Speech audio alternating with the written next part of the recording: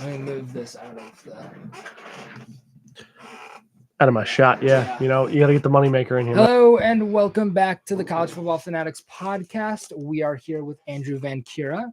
Yo, what's up, everybody? And we're going to be talking a ton about the draft, something that I talked about a little bit last episode, and I've been talking a little bit more on the other channel.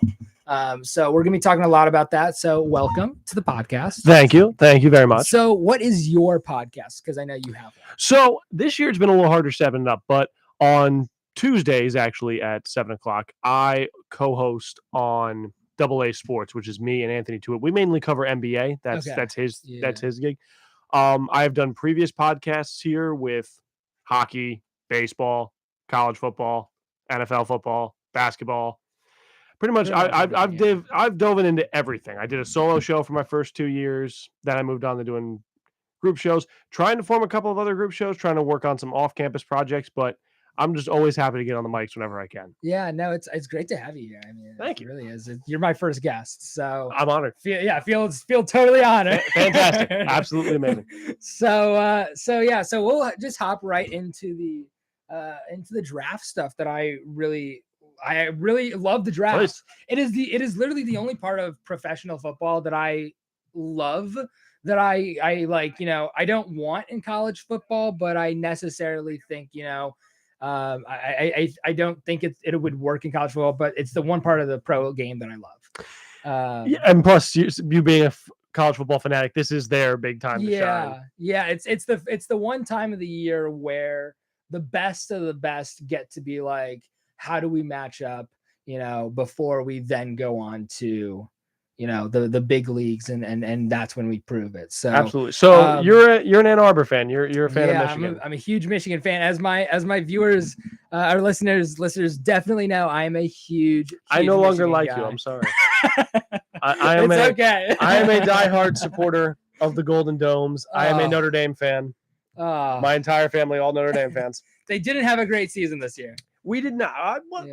I should say not a great season. Not a great season by Notre Dame standards. Notre Dame standards is usually 2 losses at maximum. But Brian Kelly jettisoning for LSU, which was really weird after he said he was going to stay. It was so weird.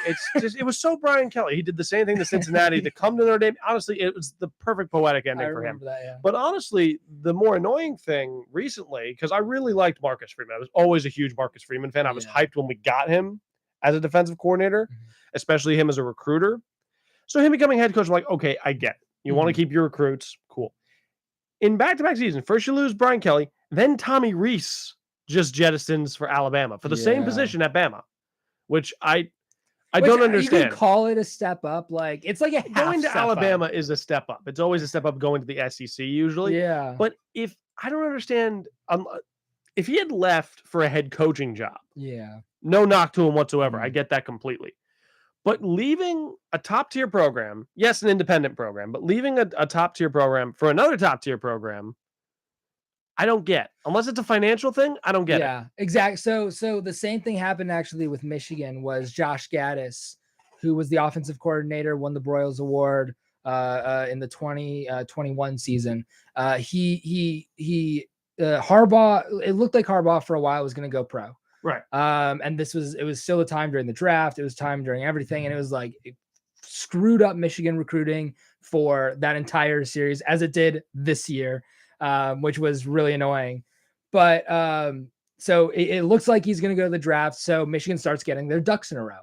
And I think what happens is Gaddis kind of finds out that he's not going to become the head coach, that it's looking more and more unlikely that he's going to either remain as the OC or he's just going to leave or like they're going to fire him. His ceiling was capped essentially. He was never going to be at that time. Yeah. So like, I wouldn't say like it was a definite thing, but it was trending in that direction. That makes sense. Yeah. And so when he left to go to Miami, to the University of Miami, everybody was like, what are you doing? You're going to a program which right now is a dumpster fire. Right. But previously has been a successful program. In the 90s, it's a good location. It's a decent conference. Yeah. They have no justification for being as bad as they've been over the last few years. None at all. No justification whatsoever. None at all. And with NIL stuff now, you have no justification for not winning at Miami. Exactly. And they're a lot like, I compare them so closely to USC. They are. They're the USC of the East Coast. Exactly. They really are. Exactly. Because it's They're like the USC, most attractive market by far. Exactly. They have the best weather. They have program tradition. The boosters are loaded. The players are there. The great players are in Florida or California. Florida, California, and Georgia usually are like and Texas are like the 4 big recruiting pipelines. And you're in one of those 4. Yeah. You have no justification. It makes no sense, but you're just like, there's no other way that this can be except for just coaching. The crazy thing to me was that Miami and Florida State were both bad at the same time. I know. How does that happen? I know. That baffles me. I know. It was confusing, and it's like somewhere in the early 2000s, Tim Tebow was at Florida, and then Jameis Winston era at Florida State. Exactly. And it's like, and you're looking at this and you're like, how is in all this time, like really early 2000s and late 90s was Miami's time. And then it goes, to Florida and Florida State, and it goes all around. And then there's like no team that's good in Florida for a little bit. And then, Florida starts to come back. And I think Florida State now this upcoming year is going to start coaching. Yeah. Now. They have Jordan Travis coming back, and they have, a bunch of pretty great they're moving in the right direction. Yes. Yeah. I don't think Deion Sanders would have been the right move for them, given that they finally got a decent coach. Don't mess with that. I think the move to Colorado was the right move. It made sense for him. It's a program he can elevate, and in a few years, USC and UCLA are moving to the conference. They're going to the Big Ten, which I still don't understand. I get it. I know it's a money thing. Yeah, it's 100% a money thing. I don't understand from a logistics standpoint how that works. You're now going to be playing all Midwestern teams. I know, it's as a team all in Midwestern California. and East Coast, because there's Rutgers and Maryland and Penn State who are pretty close to the East Coast. So yeah, I feel like just on like flights alone, you're gonna be paying out Yeah. the money that you'd be making on the broadcast deals anyway. I know, and it's you look at it and you're like, how does this like work? And it's like, if you're the Pac-12, how do you let that happen? I don't think that the Pac-12 really like thought they called their bluff. Yeah, and they're just like, oh no, we're actually gonna go. Yeah, I mean, it's like your 2 most profitable teams, with the exception of Oregon. Yeah, I would say probably Oregon and USC, but even then, it's still gonna be a fight between Oregon and UCLA as who's more profitable, I think, because USC is by far the most profitable. It's by far USC. Yeah. It's in the biggest market. Mm. Oregon is a very recognizable brand, especially for Northern California, Washington, all of the Pacific Northwest. Nobody wants to live out there, but but people do. They do it. People find ways to live in Seattle too. I don't understand how they do it, but they do. Yeah, no, but it's definitely it's an interesting time in college football that is really weird. But so let's start talking a little bit more about the draft before we get distracted with too many. Before we get too many tangents, which is so often what happens in my shows. I just go on a tangent. But so Lovie Smith, former Chicago head coach. He did one last favor for the Bears. One last good move for the Bears. Exactly. Wins his last game, gets fired, and the Bears end up with the number 1 overall pick. No way that the attempt to go for 2 at the end of that game was nothing other than a revolt against the front office. Oh yeah. He knew he was out, and he just told him off on the way out. And he was like, I got treated much better at Chicago, Yeah. Why they didn't treat him well. I mean, that man could not get a break. He was like 10-6 when he got fired. He was 10-6 when he got fired. He then had the Buccaneers, who the best quarterback he ever coached in Tampa Bay. Yeah. I think did he even get rookie Jameis Winston, or was he gone? And I think the best quarterback he had was Josh Freeman. Well, I know after the Bears, he went to Illinois. He went to Illinois, yes. And then he went to Tampa, I think. Yes. And wasn't he the offensive coordinator there? So either that or defense, and then somebody got fired and he got promoted, and then he got jettisoned again. It's the tale of Lovie Smith. I mean, it is. It's the tale of Lovie Smith is just getting fired and trying to find a new place of work. When you honestly probably don't even deserve it. He's a good coach. He's a good coach. I don't know if he's an elite coach, but he's a good coach. He is a good coach. He's not maybe like the Belichick level. But he's a good coach. But he's a good coach who deserves a job. Yes. And the thing with the Texans was he's there a year and he inherits an awful team. He was always an interim, though. It was always very clear from the off that they hired him simply because they ran out of time. They needed to pick somebody, and they ran out of time. So they just picked him up. And now they bring in D'Amico Ryans, who we'll get to in a bit when we discuss the Texans, but let's start with the Bears. Yeah, so the Bears, they get the first overall pick. Now, I want to hear your take on it, and then I want to bring something in that I was thinking about earlier today. So what's your take on the Bears' first overall draft? Because there's a lot of takes. I mean, look, the easy thing to always say is, and everybody says this, it's always easier to say it than it is to actually do it. The easy response is to say trade down. Yeah. Because you need everything.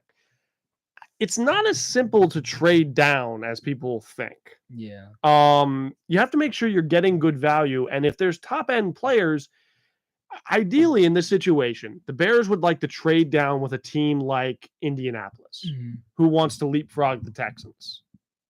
Or a team maybe like Detroit, who has 2 first-round picks.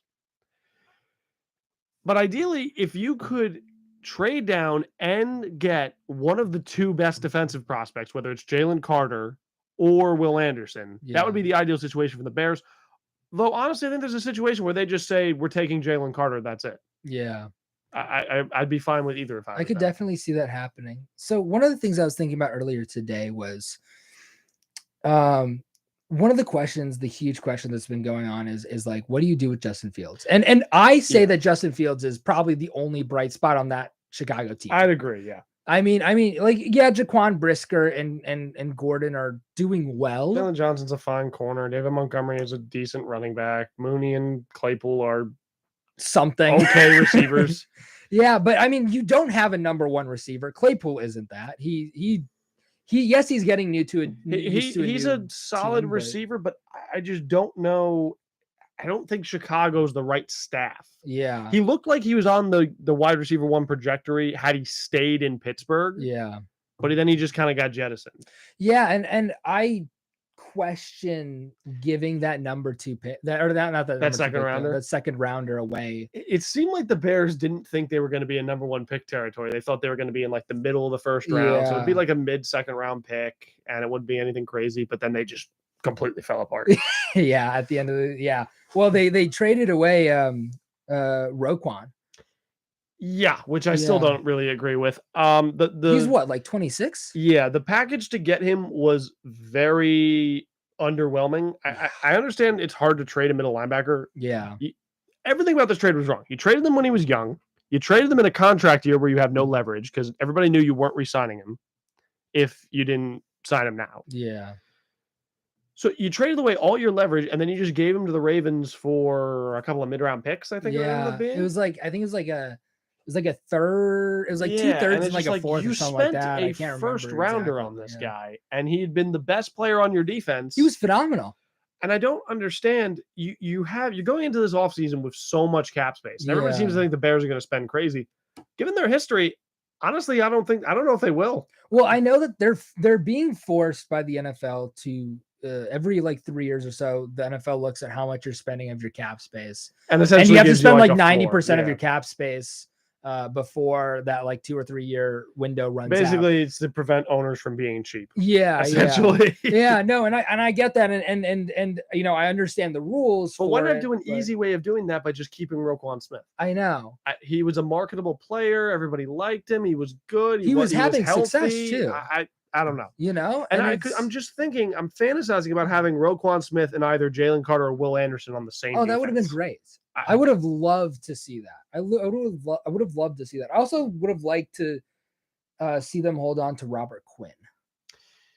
I get why they did that. Yeah, he was again an older guy expiring, and honestly, they could go back after him in free agency if they really want. The only thing that I say to that is you're going to need an older a mentor, to train whatever edge rusher you're going to get. You can find those guys in free agency. You can, yeah, but I mean, you know, you got Yannick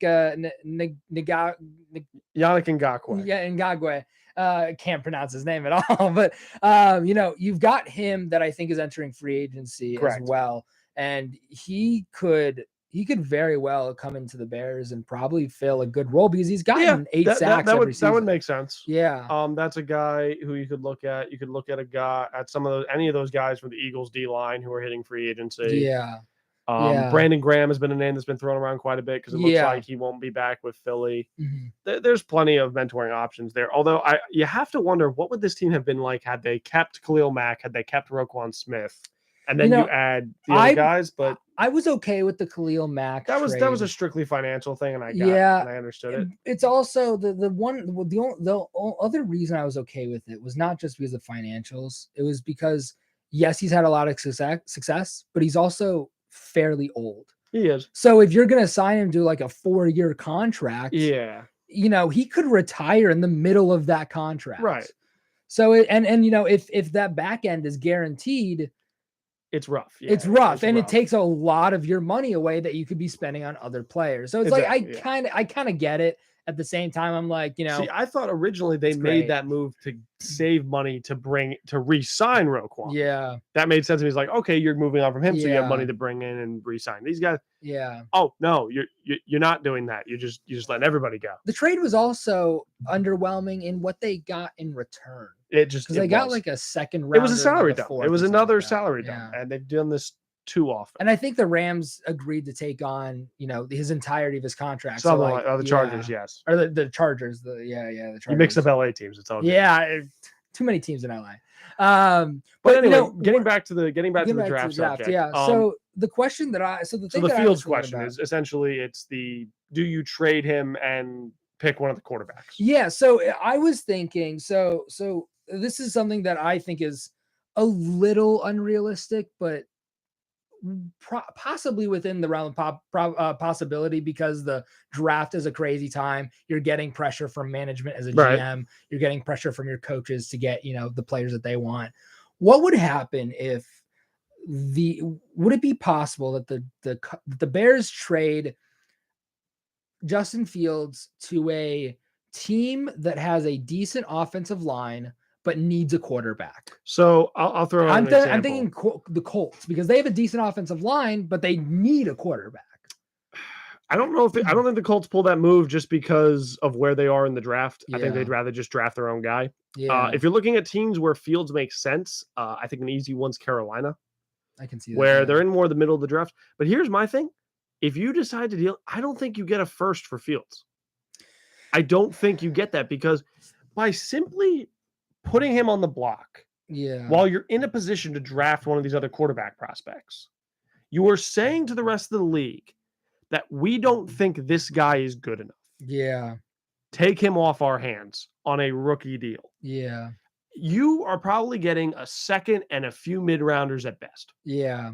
And to me, I get it from a Chicago standpoint. First-year GM, first-year head coach. You did not draft Fields. Yeah. But as you said, only bright spot on that team. Yeah. He is a marketable playmaker. He is still on his rookie deal. I can tell you, there's a lot of love for Justin Fields in Chicago. There's a lot of love for Justin Fields on other teams. Other teams would love to have Justin Fields. As a Atlanta Falcon fan, I would love him to come home to Georgia and quarterback our team. Yeah. But it's just a situation where, first of all, we'll get into Bryce Young and the other boys in a second. Yeah. But a quarterback won't save you here. That's true. This is not the time to take the QB. Yeah. I would rather, if you decide, I would build up the roster this year, use this pick on the top defensive guy. Yeah. And then give Fields the season, second year under the coach, second year under the system where usually you'd see success. If you still go in spend this, a lot in free agency though. Yes. If you see this and you still think we're not feeling it, you've got the quarterbacks next year. Yeah. Then who are arguably better than the ones this year. They are better. Yeah. I will say that right now. I mean, Caleb Williams is a great quarterback. And I'm a Notre Dame fan, and I hate USC. I hate USC. And if Caleb Williams was available in this draft class, if he was able to declare, he'd be the first overall pick, and it wouldn't even be a discussion. Yeah. He would be, if Chicago wasn't taking him, they would have traded the pick for a haul. You'd get an Andrew Luck haul for Caleb Williams. This guy it'd be so much. He looks that special. Oh, yeah. And even then, and the other guy, I like Drake May. Yeah. I'd like to see him another year in UNC, but Yeah. I do like him. The one quarterback that I think gets not so much talked about in the Pac-12 that where they're both at is where Caleb Williams is Drake May isn't in the Pac-12, but is Michael Penix Jr. He had the most passing yards, but they don't play defense in the Pac-12. They just don't. They don't. They're becoming they're switching from the Pac-12 to the Big 12. Yeah. Pinks Jr. is a weird situation. He's not an ideal NFL body type. I don't love that he's a lefty. He's a lefty, which if you actually look at it, outside of Tua, there are no lefty NFL quarterbacks. It's just not a thing in the NFL. That's 2. 3 is, I believe Pinks has had some injuries while he's been in college. I believe he had to redshirt a year before he went to Washington because of it. When he might have. I can't remember. When he was at a different school, but I might be mistaken on that. It's quite possible. But I just don't think he's a great NFL prospect. He's a good college quarterback, but honestly, I would argue a guy like Bo Nix is a better NFL prospect than Pinks Jr. is. I mean, Will Levis has been running an NFL system in Kentucky, and it's been which is why somewhat successful. Which is why he is so highly touted. Even though I'm not, let's get into this QB class. Yeah. So I love. I just kind of want to start because I just want to put my stuff out there. Is I don't like Bryce Young because I think he's a great passer. I don't think he has the size to survive in this league for more than 3 years. Preach. He's going to get a concussion. He's going to be what Tua is right now. He's going to be on injury half the time, and you're going to get, I'm not saying mediocre, but you're going to get some decent quarterback play when he's in, but he's injured half the time. So here's the thing. People have to understand that when it comes to college quarterbacks, college statistics and win-loss record is the most overrated thing when it comes to draft time. It does not matter. Malik Willis was a quarterback drafted in the second round out of Liberty. Zach Wilson was drafted number 2 overall out of BYU. Yeah. People have been spoiled recently with some of the top schools with the top signal callers going. But if you look at a lot of the guys outside of guys like Burrow and outside of guys like this has been a recent thing where the bigger schools are getting better at evaluating quarterbacks because the college game has shifted, similar to the NFL, to be more QB dependent. Oh, definitely. So Bryce Young, and to me, and this is why the big stereotype when it comes to college football to the NFL, you've heard of it for a few times, I'm sure. No Ohio State quarterback works out in the NFL. Yeah. And it's usually because, yes, you did well, but when you go to the tape, you're throwing to 5-star receivers. You're sitting behind a 5-star offensive line with all day to throw. Yeah. You're not seeing that in the NFL. You're not getting that time. You're not always going to have those receivers in the NFL. Mm-hmm. The windows are shorter. The lines are bigger. There's more pressure in your face. Bryce Young, I'm not going to say he's going to be bad. That's not what I'm saying. But what I am saying is that he doesn't impress me. He's actually my QB3 in this draft class. Yeah, I can see that. I can even see him, I could truly see him like moving. I could move him down to 4, to be honest. Yeah. I honestly, I'm not wowed by him. Mm-hmm. Although if you're taking the quarterback, you almost have to take him first. Although I would say, if he were, so he's listed at 6 foot. I think he's more like 6'10" or 5'10". I think he's more like 5'10", which would be tied for the shortest quarterback ever taken in the league. Yeah, I mean, look, we've seen some short quarterbacks work. Drew Brees is a perfect example of a shorter quarterback working, but they're also fragile, and I don't like it. Although I do think, and here's my hot take when it comes to the draft, I don't think Houston goes quarterback with their first pick. Really? You have to understand. So they bring in D'Amico Ryans. Yeah. Defensive coordinator from San Francisco, one of the best players in Texans history. Mm-hmm. He comes in now as head coach. The Niners, if he takes that similar approach, built up the team first and then got the quarterback. Yeah. I assume he'll take a similar approach because, again, Houston is another team where a quarterback will not save you. Mm-hmm. You had one, remember? Deshaun Watson. Yeah. You wasted him. because the rest of the team wasn't that good. they didn't waste him There when they are traded a him. lot of other things we could talk about. That is not for today. We can move on from that. Deshaun. Trading him was probably their best move. That was the best move they made. And but it can't be argued that while he was there, Deshaun Watson was a top 5 quarterback in the league. That cannot be argued. But they never got higher than fringe playoff team. Yeah. Because the rest of the team was simply not good enough. And right now, it is also simply not good enough. I mean, Hopkins was there. Hopkins was there. It didn't move the needle. So you need to rebuild the O-line. I'm assuming Laramie Tunsil is going to get dealt probably soon. Or re-signed. If he's re-signed, great. If not, they're going to deal him. He's also getting You've got some young talent on the roster now. You've already drafted Derek Stingley out of LSU last year, who was phenomenal this season and was not talked about enough. Granted, because of how good Sauce Gardner was, but Derek Stingley was great. Now you add a piece like Will Anderson to that team. There's your Nick Bosa. Yeah. There's your edge piece. Build up that defense. You have a second first-round pick. You can get a quarterback there if you want.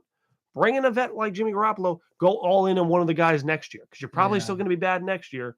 Go get Drake May or Caleb Williams. Honestly, I think there's this like debate between Anderson and Carter, and I myself like Carter better. I think Carter is a better player, but you have to understand the way the NFL works. The NFL prioritizes edge over interior D line. So I think from an NFL perspective, Anderson is the better prospect. Yeah. No, I definitely can see that. Especially when you're talking, last year Hutchinson was I think the second player taken. Which which has worked out very well for Detroit. It was the perfect pick for them. It was the perfect pick. He stays home. I had Hutchinson basically as my number 2 guy in the draft. I disagreed with Jacksonville taking. I was not a big fan of Trayvon Walker.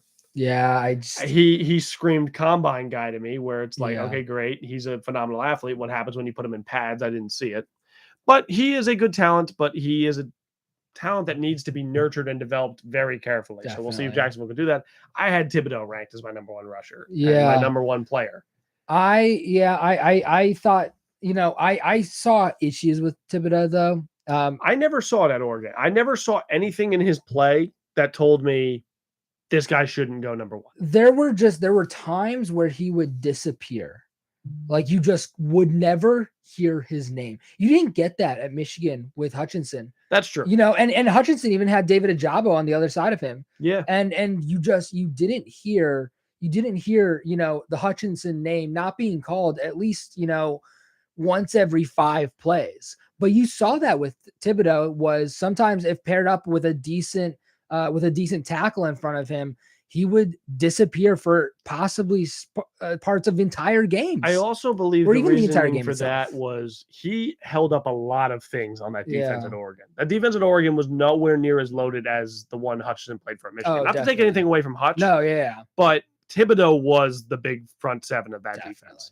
So it was easier to isolate him as compared to Michigan, where you had David Ajabo, you had guys like Hutch, I'm blanking on the rest of the front 7 at the moment, but I know you're talking about. I'm also blanking on their names, blanking, but when we talk about, let's get back to the quarterbacks. So if I had to rank them right now, as far as who I would prefer in the NFL, my top interested one, if I had the highest pick, like let's say I'm the Colts, let's say the draft goes like this. No trades happen. Carter goes 1 to Chicago. Anderson goes 2 to Houston.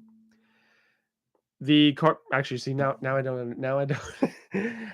Let's rephrase. Because the Cardinals are if a quarterback goes at 2, the Cardinals are taking either Anderson or whoever's left. One of those 2 they're going in the top 3. They're not escaping the top 3 unless Indy trades. So let's say Indy trades up for a quarterback. Yeah. They'll probably take Bryce Young, which I think is possibly likely. I think that's very likely. I think that makes the most sense. I don't see Houston trading up. I just don't see it. I don't either. I've heard rumors that that the Colts really like Will Levis. I like Levis. He's currently my quarterback 4, tied with Young. I could be open to switching the 2. I have to see more tape. I've heard they're also intrigued by Young. Yeah, and he has the highlight stuff on his tape. So let's say they go Young. Yeah. If I'm the next team taking quarterback, my quarterback's CJ Stroud. I like. Now, again, we're bucking the Ohio State trend here. That game against Georgia changed my mind. Oh yeah. I was You're playing against essentially an NFL that an saw NFL me, defense. and I was just like, that's what I had been waiting to Yeah. see with CJ Stroud. Because you had seen great games, and then you would see him disappear. Perfect example, week 1 against Notre Dame, a brand new coach running the same defense they ran last year, so you can't argue that you didn't have tape on their defense. Yeah. And for the first 3 quarters mainly, and even really most of the game, that was a great game, but he vanished in that game.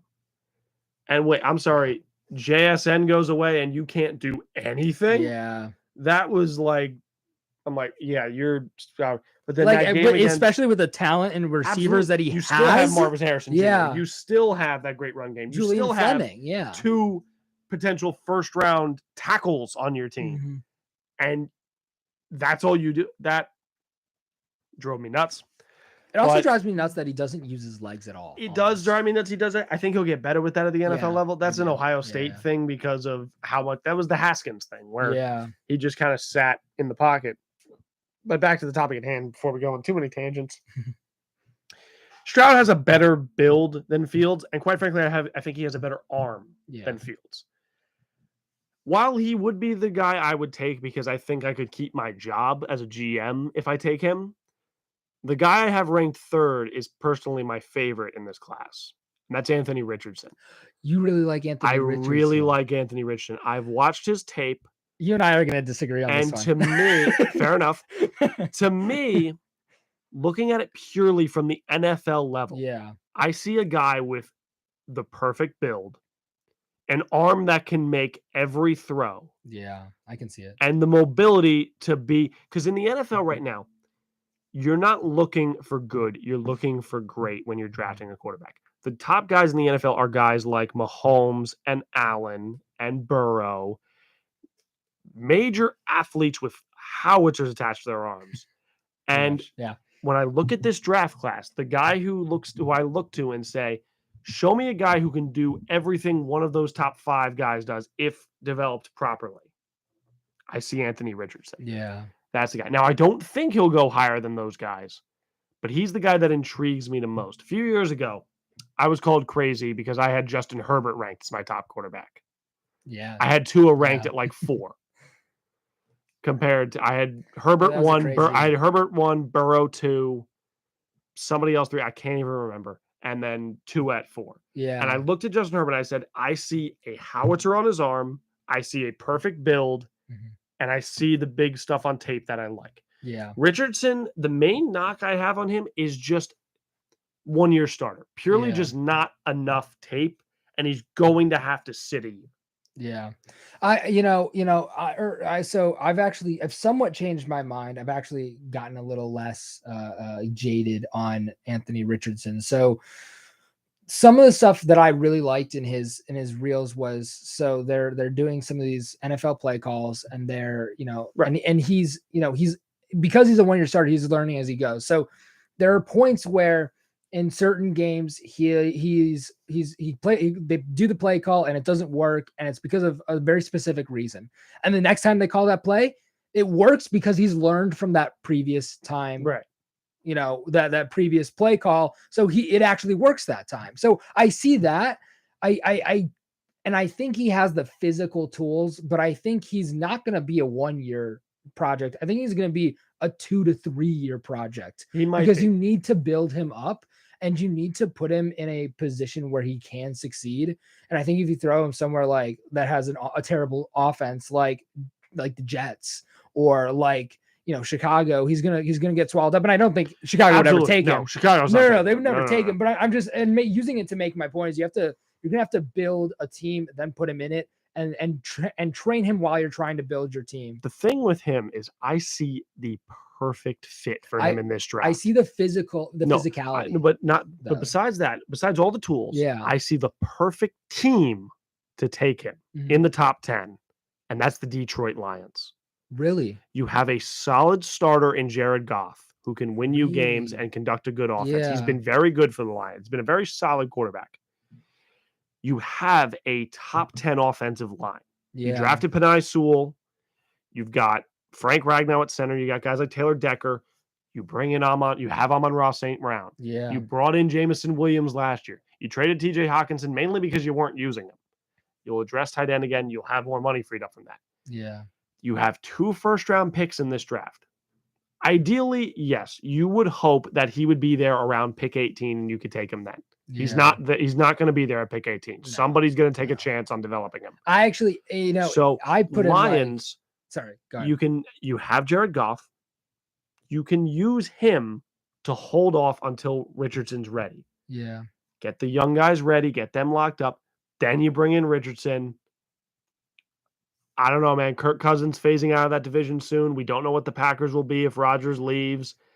The Bears are still rebuilding. Kind of a dumpster fire. I think the Lions, if you develop a quarterback with the talent of Richardson correctly, I think that's a perfect move for them. I can see it. Yeah. Yeah, no, it's just, I was, when I first thought about it, I was like, I if I were a GM, I wouldn't take him anywhere but the 3rd round. Like I used to say I used to say 5th round. Wow. Yeah.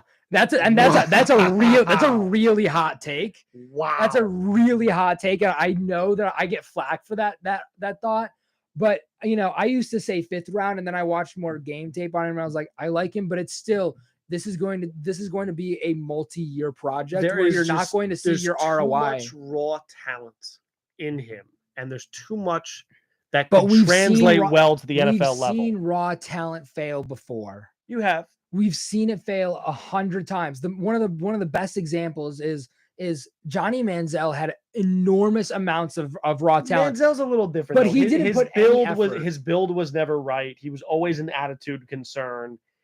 Manziel, the better example you're looking for is somebody like Paxton Lynch. I can see that. Who was a guy who was Ryan Leaf, guys with pure athletic abilities. Yeah. But here's the thing. If it didn't work that much, correct. It doesn't work every time. Nobody bats 1,000. Yeah. And most times in drafting quarterbacks, you're failing. Yeah. But when you look at a guy, the perfect counter argument to that is Josh Allen. Yeah. A guy like Josh Allen is the perfect counter argument to that. And that's the guy that everybody is looking for. Yeah. No, I get it. Mahomes is the same thing. A guy who was an athletic freak with a howitzer arm, minimal experience at a mid-tier program. Yeah. But just erupts. And it's the reason why this stuff keeps happening. Trey Lance is the other example. We haven't seen much of him yet. Yeah. But he got picked out of North Dakota State in the top 3 just because purely build and raw athleticism, because you can't teach that. That's true. You're looking for a lot of times when it comes to the NFL evaluations, when it comes to prospects, especially at quarterback, you're looking for things that you can't teach. You can't teach a howitzer of an arm. Mm-hmm. You're born and you develop that. Yeah. You can't teach being 6'3". It would be so nice if you could. Wouldn't that be nice? You can't teach being able to run wide receiver speed at quarterback. You can't teach those things. Definitely. That's why, and as a Notre Dame fan, I'll bring you a perfect example. Ian Book.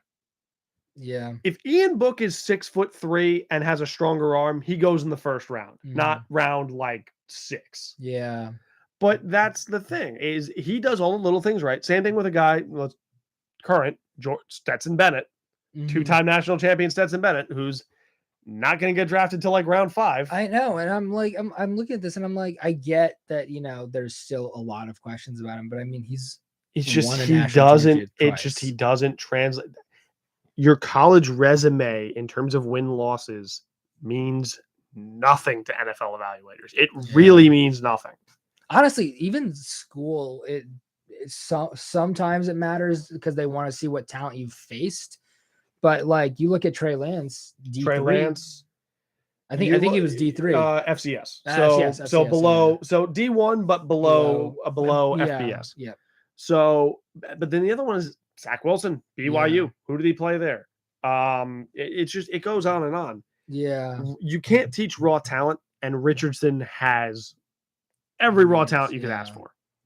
Yeah, I know, I see it, and that's why I've softened on it, and I'm probably going to continue to soften on it. I watched more of his film, but it's like there's still a bunch of questions of, will he be able to develop? Because you're going to need somebody who can develop a quarterback. You're not. He is the definition of boom or bust. If he goes to Yeah. the right situation and has time, he could boom. Yeah. And he could be. And when I look at this quarterback class, I'm looking for somebody. If I'm picking in the top and I'm looking for a future top 10 quarterback, Yeah. I think he has the highest upside. If he booms, he could be the best quarterback he's the best quarterback in this class by a long shot. Definitely. He could also end up being the worst quarterback in this draft class. Very easily. There has to be one of both. There has to be. And you know what? With a guy like him, if I'm a team like the Lions where I have 2 first-round picks and a decent quarterback already on roster, Yeah. that's a chance I'm taking. Yeah. I don't take that chance if I'm a team like Carolina. If I'm a team like Carolina where I don't have an actual quarterback on the roster, or a team like Indianapolis where I need to hit on my prospect, I don't take that risk. That pick then probably becomes Young, Levis, Stroud. I think Levis is probably the most pro ready. Yeah. He'll probably start week 1. But if I'm looking for a guy that I can sit behind a vet, develop him, and he can eventually be a top guy, Richardson is my most intriguing prospect. Yeah. What do you think about possibly him going to the Raiders? See, that is the exact situation that I think he'll bust in. Yeah. That is the exact situation that I think he'll bust in. Knowing the Raiders, though, they would make a trade. The Raiders will definitely do it. Do not get me wrong. The Davises they love those throwing 50 yards on one knee or a fast 40 time. That is so Raiders. That'd be Jamarcus Russell all over it. Yeah. That is what that would be. But I mean, if you bring in Jimmy Garoppolo or somebody like that, or a veteran quarterback, then sure, it's a fine idea. But I don't know. Just no. Yeah, but it's like the question is like bringing in 2 quarterbacks. Quarterback wasn't an issue, and then you made it an issue. Yeah, I know. And it's like Carr was fine. Like he's not gonna light up anything. No, but he's a solid quarterback that will get you solid so much yardage. worse than Derek Carr. 100%. Think of the quarterback hell they were in before Derek Carr with the Raiders. Derek Carr saved you. He was an MVP candidate at one point before he tore his ACL. Oh my God. Yeah, and you created a problem that didn't need fixing. You're sitting in the top 10 in the draft in such a loaded defensive talent draft. Yeah. And then you made quarterback an issue. I mean, it is like, it blows my mind sometimes what teams will do. And it's like with the Bears, if you throw a dart at the draft board and it hits anywhere near anything, you'll improve your team significantly, because they have so much need in every position that anybody would be a good pick for them. Exactly. But then once you switch the board to the quarterbacks, then it's everything else. That is franchise altering. Taking a quarterback in the top 10 and botching it, especially if it's not a primary need of your team, can set you back 5 years. Yeah, that's so true. And when you're talking about, one of the things I like thinking about is what's like realistic in things. Because it's like, yeah, we can dream about, the Texans giving us the picks that they got for Deshaun Watson, but they'd never do that in a million years. I honestly, and I think, and we've seen it in recent years where you've had teams where it makes all the sense in the world to trade down, and they end up, they reach a bit for the guy they want because they simply, other teams call their bluff. Yeah. Where it's just like, well, we know you're not going to take the guy we want. If I'm the Texans, right? I know if you're the Bears and you're not trading Justin Fields, if it's made clear that you're keeping Justin Fields, I am not trading up with you. Yeah. Because if I'm the Texans, I'm thinking, well, either one of 3 things is happening. You're trading down with another team to get a quarterback, in which case we'll just take Carter or Anderson. Yeah. Or you're taking Carter or Anderson, in which case we could take the one that you don't want, or we could take the quarterback we want. So either way, we get one of Anderson, Carter, or a top quarterback at number 2. Yeah. So the Texans have so much leverage. There's no way they're trading down. They're trading up with the Bears. I mean, I can see the Colts trading, and the Colts make sense. There was a thing that I saw as well. I was reading an article on CBS, and it talked about trading down to like 7 and looking at like Miles Murphy at an edge position. I have to be careful about Miles Murphy because he may be a Falcon by the end of the draft because that seems around the places that he'd be picked, and we desperately need edge rush. Yeah. I like Miles Murphy. Yeah. I think he will be a good player. I think Miles Murphy is a safe player where worst case scenario, you get a starting caliber defensive end on your team. Not to say he'll light the world on fire. He may never win a Pro Bowl. He may never be an All-Pro. But for 5 years, he could be a starting defensive end on your team, and he won't be a problem. Yeah. You won't have to worry about that end. He might not light the world on fire, but he could be a solid defensive end. He'll be Ngakoue. Yannick Ngakoue. He'll be a Yannick Ngakoue. He'll be I can't think of a comparison right now because my brain is mush, but he is a solid defensive end, and you're never going to complain about it. Yeah. I see the same thing with, and Notre Dame bias possibly, but Isaiah Foskey is another guy who I really like. But again, he's another guy who I feel like high floor, low ceiling probably. Yeah. Those guys don't wow me like some of the other edge rushers do. Yeah, and this is a draft class that is much weaker than there have been in previous years. I wonder if that will buck the trend and it will end up being a loaded draft class. But it is a very odd draft class where we've had the last few years, we've had situations where we know the first 4 picks, bum, bum, bum, bum, bum, bum, bum. Yeah. We know what's happening in the top. We know what players are going there. And it's blatantly obvious. This year is so odd. Maybe it's just early. Free agency hasn't happened yet, so we don't have a clearer idea of what's going on. Yeah. But as of right now, it's just so weird. Like, a perfect example is another edge rusher. What about a guy like Tyree Wilson? Yeah. Out of Texas Tech. That guy is about as raw as you could get, but his upside is phenomenal. Yeah. He's got all the physicals that me personally, I see him going at 5 to the Seahawks because that is just the exact type of defensive player that they would draft. Oh, definitely. That guy that they could develop. I think he'd be a perfect fit in Seattle. But then you got guys, and then here's another one. A guy who's been suddenly shot down to like second round. I'm sorry, and I don't get it.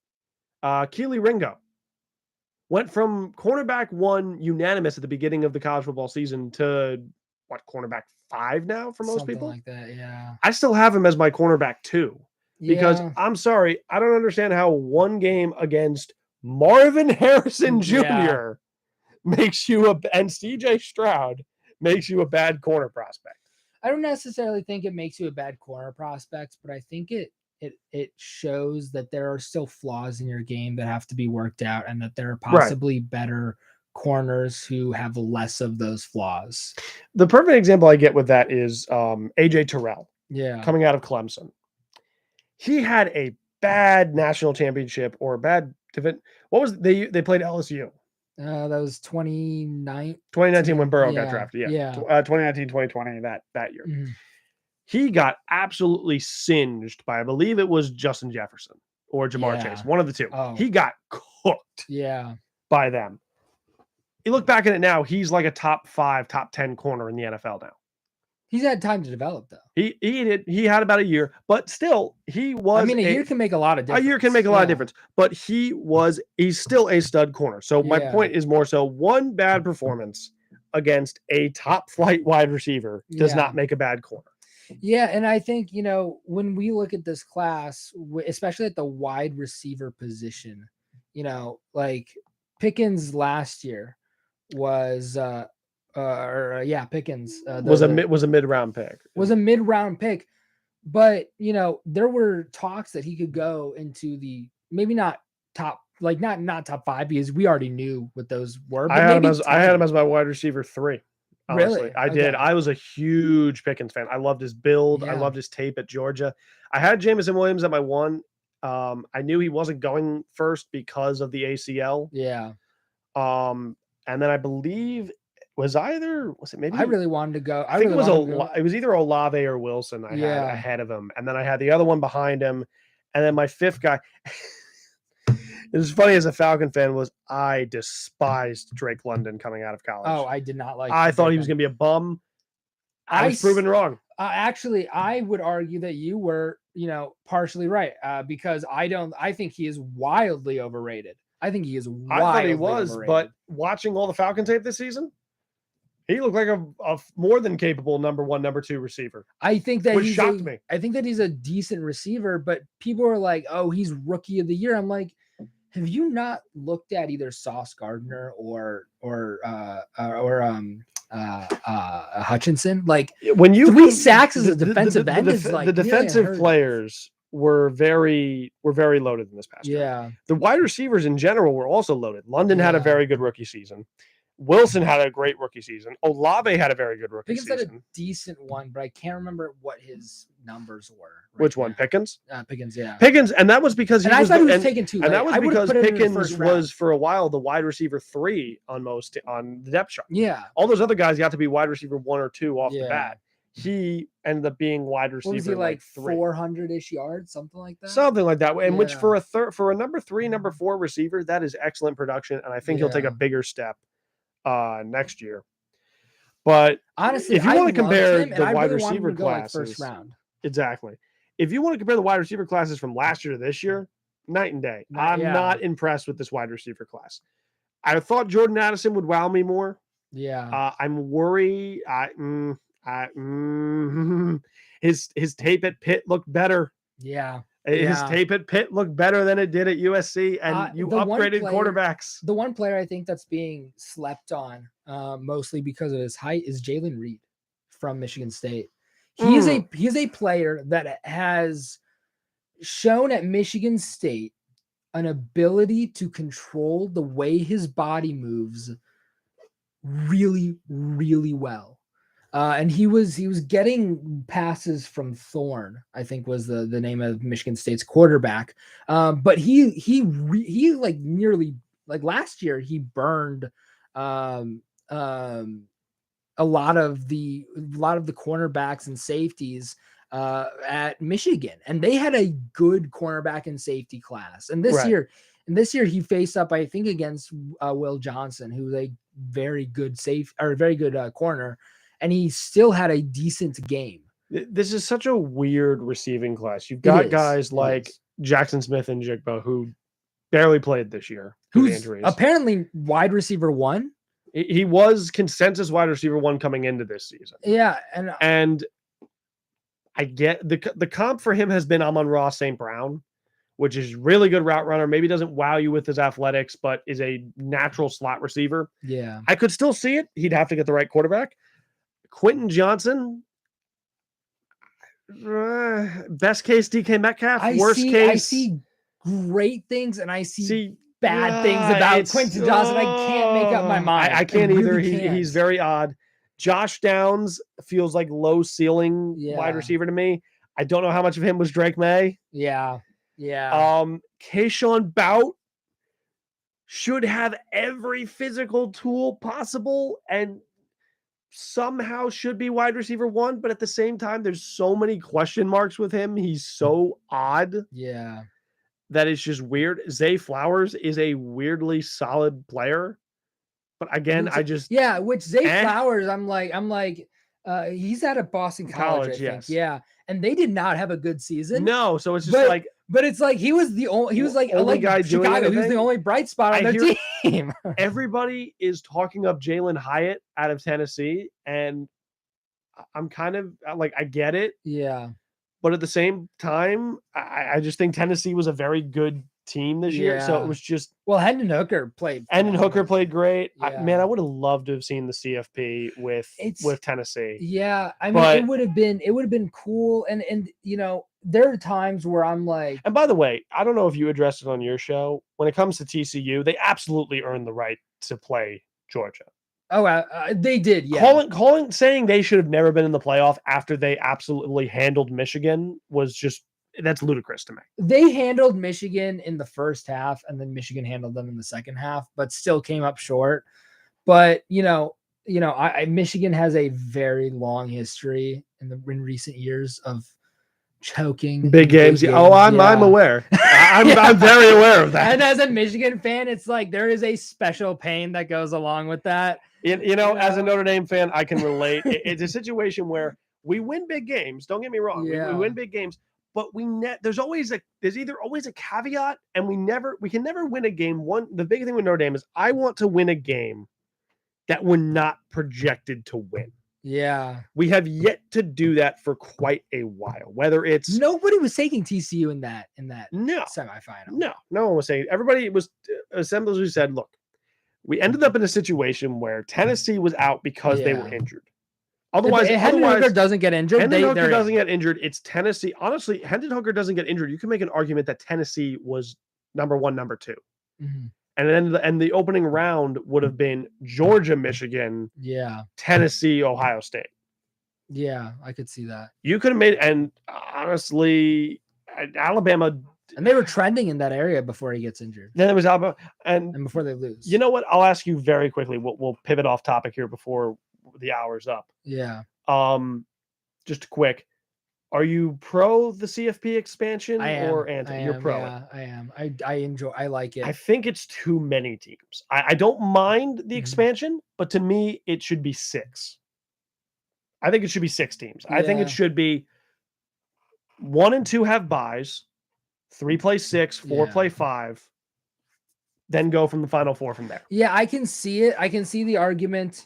For me, 8 probably would have been the 8. I think would be the max you should go with, but 12 is like it is 12, right? Is that it is 12? 12 is ludicrous to me. Yeah. And here's the other issue: assigning berths to conference winners is illogical to me. When you look at the bowl records and you see how much the SEC absolutely slaps everybody come bowl time. If you look at the conference records during bowl games, the SEC absolutely waxes everybody. It's a similar thing with the Big Ten. Is right? Their teams pretty much win most of the time. It's usually like seriously, like you. If you're not Rutgers or Maryland, you basically got to win. Yeah, and I mean, Michigan State is a good program. It would be better in a lot of other teams. Notre Dame is never coming to the Big Ten, by the way. Not happening. I think the money at the Big Ten, which is a lot. They're making too much money as an independent, and they don't have to share it with anybody. That's true. That is true. The reason, but I think is the TV deal. I think in a few years, though, it might start the deals might start going away from independents and towards the conferences, because I think the companies want to see the big teams in the conferences. So here's the thing. Notre Dame is in such an interesting situation where they are still the most recognizable brand in college football. They still are. Arguably. They still are. Arguably. They're still the most, I'm not saying they're the best, but they're still the most recognizable from a brand perspective. I mean, 11 wins next year, and Michigan has 1,000 wins. Notre Dame is still, it doesn't matter. Notre Dame is the It doesn't matter. 1,000 wins, the only football team to have 1,000 wins. It would be an incredible accomplishment, but it wouldn't matter. No, but Michigan still has the largest alumni in the world. It does. It's a great program, but it's still not as recognizable as Notre Dame. No, Notre Dame is the Dallas Cowboys of college football. They just are. You mean the Dallas Cowboys that most of America hates? Yeah, but they're still, indeed, I'm not saying love, but they're still the most recognizable brand. There's a reason the Cowboys play like 6 primetime games every year. There's a reason. I would still argue Ohio State, Alabama is in there. USC is in there. USC wasn't for like 5 years because they were so mid. Yeah. USC is starting to get back there. Alabama is also very recognizable. But if you go to people and you say, what's the first college football team you think of in a lot of areas outside of like the Southeast? That's only because of the movie Rudy. That is factually false, but partially true. That is factually false. And you know what? It's just, they were so dominant for so long, and they have so many fans in different areas of the country. Regionally, they are not the most beloved team. Yeah. But national way, and the reason is because they have an exclusive deal with NBC to broadcast their games. No other program in the country is able to get their games only in exclusive contract with a major television network. And that is why, because in every other conference and every other sport, they are in a conference. Yeah. It's only in football. And it's because of the sheer amount of money NBC is giving them that they don't have to share with anybody. Yeah.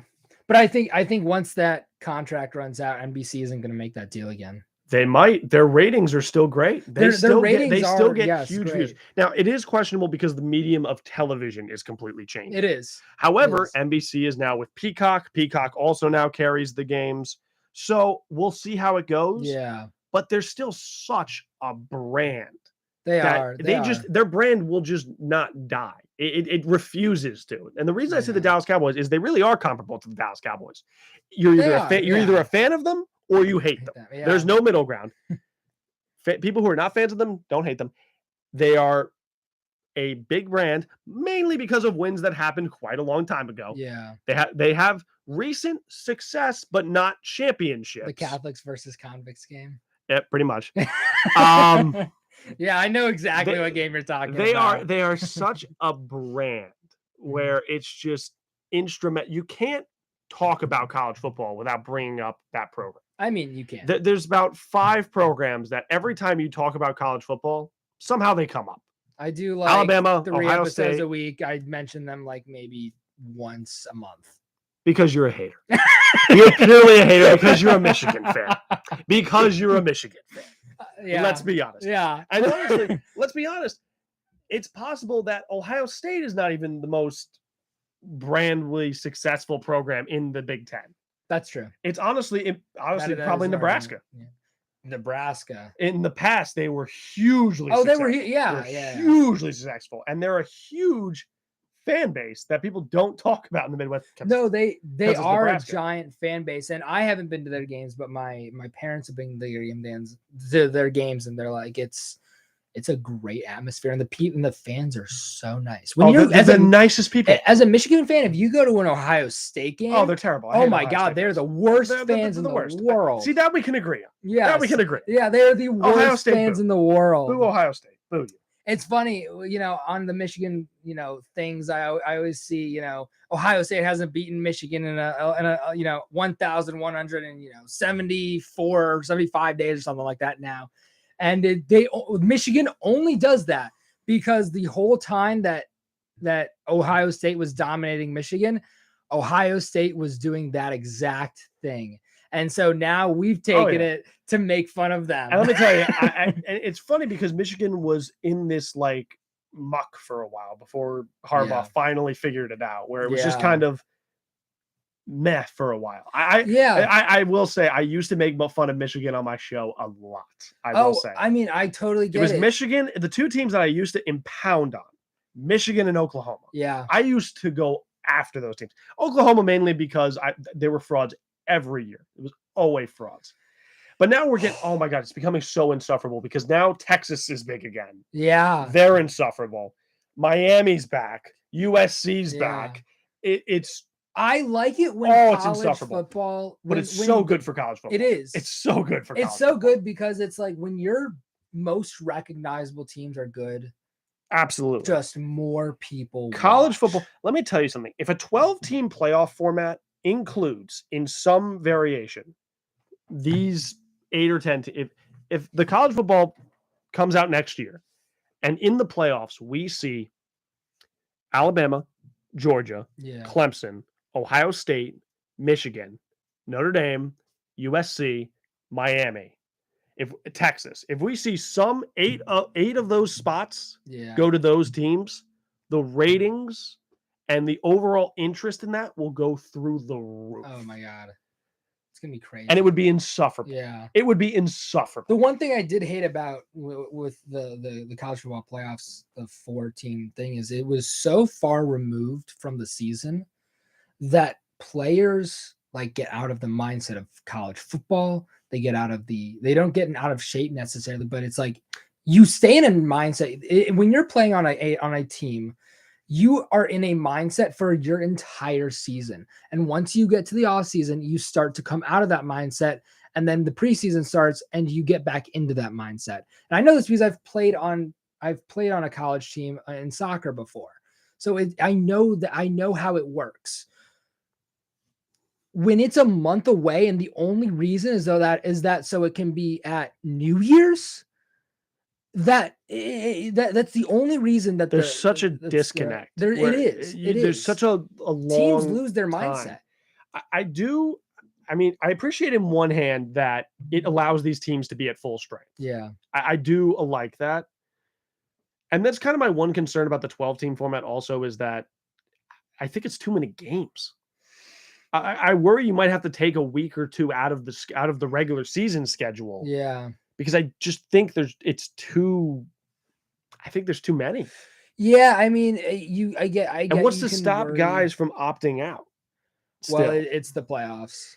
I mean, but nobody is gonna. I mean, when TCU went into the playoffs, people asked if players from TCU, because Michigan felt like such a sure win that people were like, "Oh, is any of the TCU first rounders going to opt out?" Questions like that were being asked, not by a lot of people, by a large. I think the NCAA came in with the suits and were like, "Look, we need the ratings. No one is leaving. No one. God, you will play this game." NCAA so much, but the No Fun League is so much worse. Oh, they are so much worse. And I mean, the NCAA. The NCAA is just wait. They might be listening. Yeah, exactly. Gotta the NCAA is so much more devious. Yeah, because they're so much quieter about it. They just have, so there's Maggie. Hi, Maggie. Yeah, no, there's so much. They're so much more devious. They hide it. It's so much more behind the curtain. Like right now, they're considering 4 rule changes that would make to time that would make it like almost exactly like the pro game.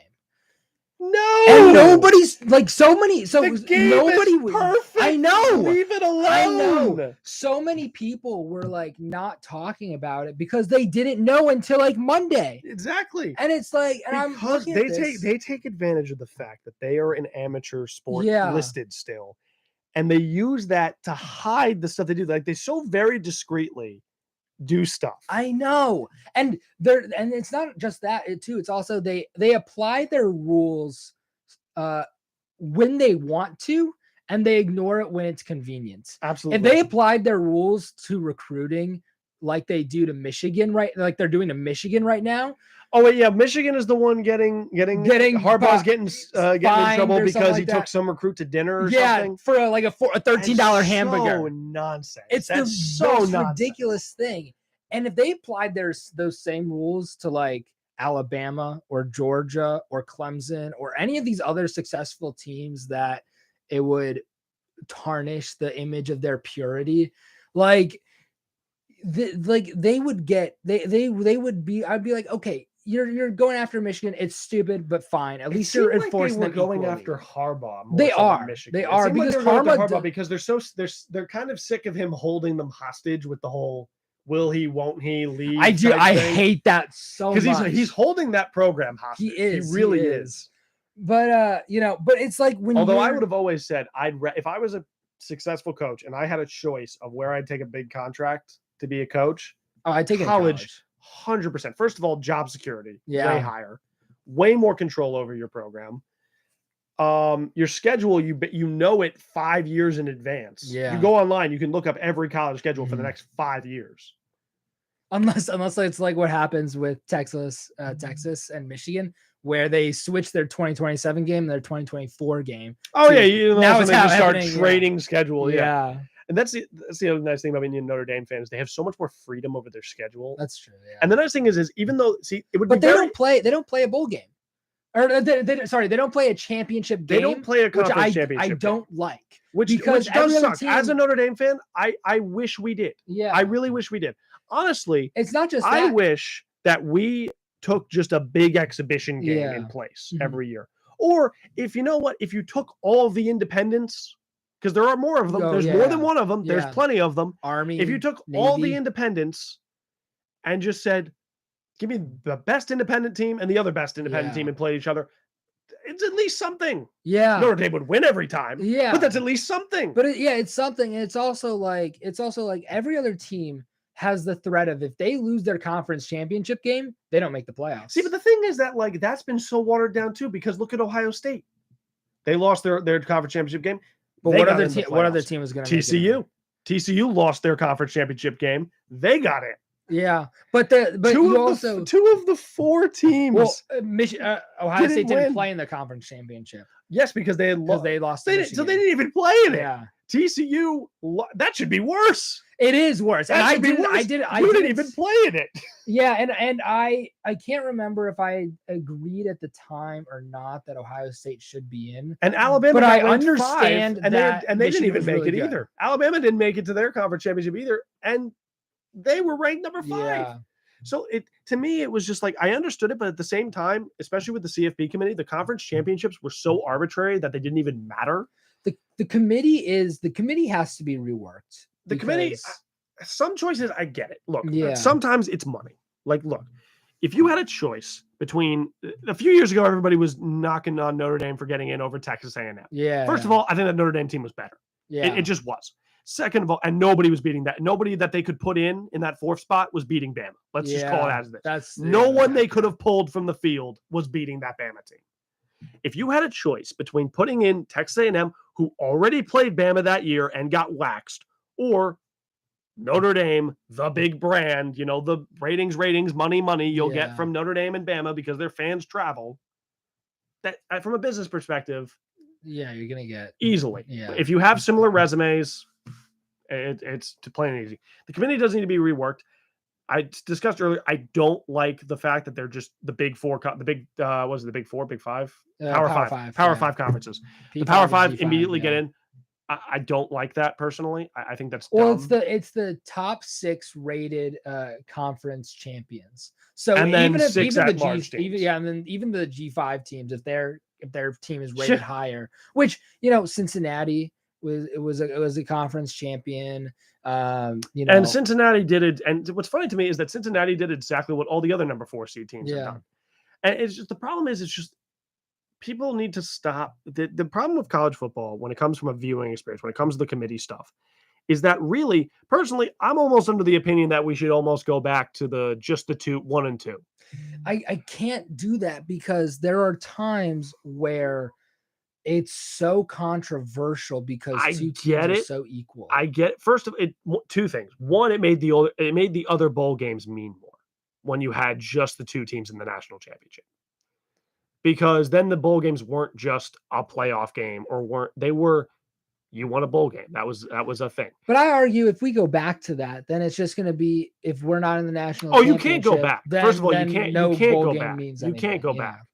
And first of all, and I never understood why they didn't expand because, oh my God, the amount of money they'll make once the thing expands, it's just too much money. But it's usually 3 teams, to be honest, that are head and shoulders above everybody else. Yeah. And I will say this, yes, it's pro style.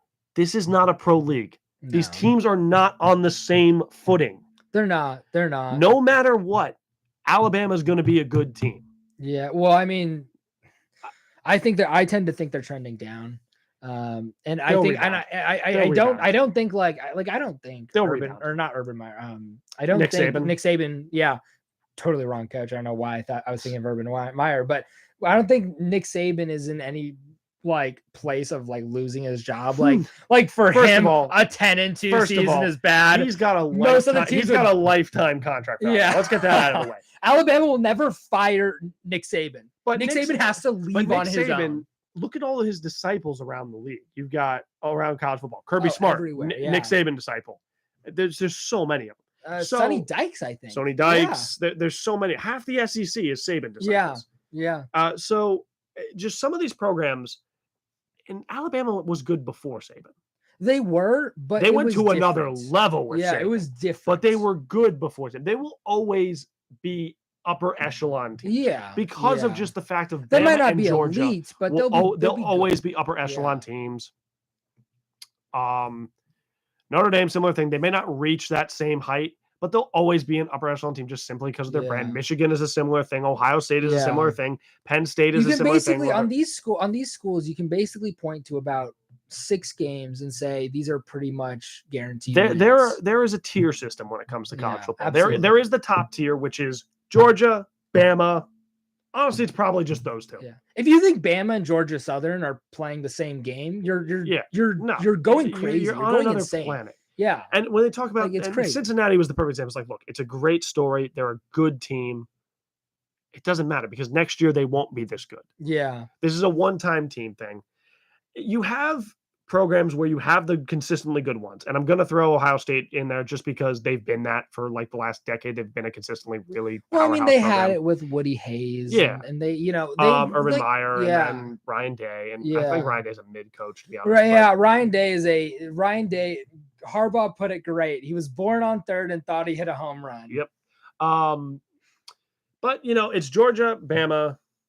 Honestly, after that, it's everybody else. Yeah. But then there's the second tier, which is the teams that are always good, but they need that special roster to win a natty. That is your Florida. That is your LSU. That is your Michigan. That is your Ohio State. That is your Notre Dame. That is your Oregon. That is your Florida State. That's your USC. Yeah. That's your Texas. Those are those teams that they're always big brand, good, solid teams. But to truly be on the same level of Georgia and Bama, and the other team I would have put in there would be Clemson if they didn't regress so hard this year. Yeah. But it's just there's tiers to this, and then there's there's everybody else who it's just like, yeah, you might have a good season here or there, but then you'll go back to being, they could have 10 wins or 11 wins one year, and then they'll go to having like 5. For some teams, like 5 wins is a good season. Yeah, it's just and it's not a knock on these teams. And it's just they don't have going to be completely fair. Yeah. Well, and it's you look at some teams and they have $150 million facilities, and it's like some schools like will only ever dream of that. And that's because of the key word you just said right there. These are schools. This is not a pro sports league where there's only 30 teams and all the talent is evenly distributed between 30 teams. There are over 100 college programs, and they're adding more. And they're adding more. Sam Houston. Oh God. Hell, bring Iona's team back. Why not? Yeah, exactly. Hashtag bring back Iona football. Let's start it on this podcast. Exactly. Let's start a trend. Hashtag Iona football. And we should probably wrap this up because we have been rambling. We're about like for an hour a and a while. half. Yeah, an hour and 15 minutes. So thank you. I'm sure I'll have you back on at some point because absolutely, this was a lot of fun. It was a joy talking to you. Oh, it was great. So thank you guys for listening. I'm sure people are going to be listening to this in spouts. You might want to chop this up for editing purposes. But no, this is great. And guys, subscribe to the College Football Fanatics YouTube channel. Where can they find you? We're working on some stuff right now. So next time I'm on your show, I'll have the appropriate plug. All right. But check out all the other other WIUR shows. Yes. There's some great content produced here. Don't be strangers. It's been great here. Thank you for having me. It's been a lot of fun, and I hope I hope you keep coming back because this was so much fun. And I'll have more guests on here every now and then. But again, see you guys all. I hope you have a great evening and a great rest of your week. And I will see you guys next week on Monday. I know this was a little bit of a strange day, so see you guys then. I will be doing episodes on Wednesday and Friday on the CFP or the CFP Fanatics YouTube channel. So just go check that out. It'll be awesome. See you guys next time. Bye.